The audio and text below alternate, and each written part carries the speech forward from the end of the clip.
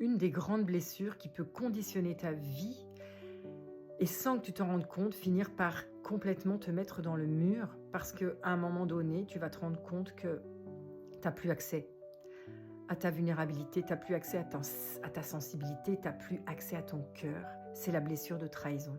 J'accompagne une musicienne en ce moment qui est venue me trouver parce qu'elle n'arrive plus à sentir sa vibration unique.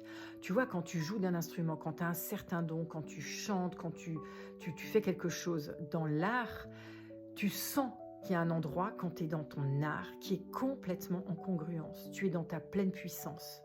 Tout est aligné avec le divin. Tu sens que la tête, le cœur et le corps sont ensemble. Et ça te donne une force intérieure incroyable. Sauf que lorsque tu as eu, à un moment donné dans ta vie, une vraie trahison, ce coup de poignard dans le dos, eh bien souvent, ce qu'on va faire, c'est qu'on va mettre une stratégie en place. Cette stratégie, c'est de mettre un masque qui s'appelle le masque du contrôlant. Le masque du contrôlant, c'est vraiment l'antidote, enfin en tout cas ce qu'on va utiliser contre la blessure de trahison.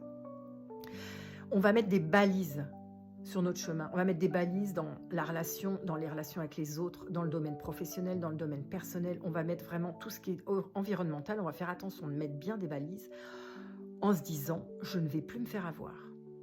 Je vais tout contrôler. Je gère la situation. Je contrôle. » À un moment donné, ce qui se passe, c'est que sans s'en rendre compte, on va créer un tel fossé à l'intérieur de nous. Alors oui, certes, on a cette carapace qui va s'endurcir au fur et à mesure du temps sans qu'on s'en rende compte, mais à un moment donné, on est tellement enfermé dans cette carapace qu'on n'a plus accès à soi, on n'a plus accès à son cœur, on n'a plus accès à sa note, à sa corde sensible.